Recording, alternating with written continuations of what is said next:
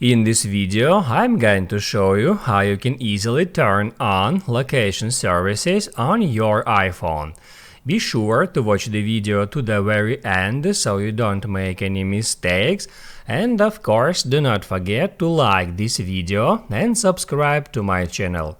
So let's begin, and first off, open up Settings.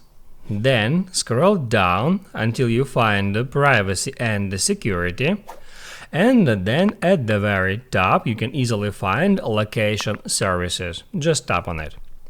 That's where you can enable location services. If that switcher turned off, just tap on it to enable location services. Once you did that, most of the apps will be able to get access to your location, but you can specify it down here. So if you want to forbid for some particular app using your location, you can just get into that app, and then you can change allow location access. You can set it to never, to ask next time or when I share, or to while using the app. And in the same way you can specify location services for each particular app.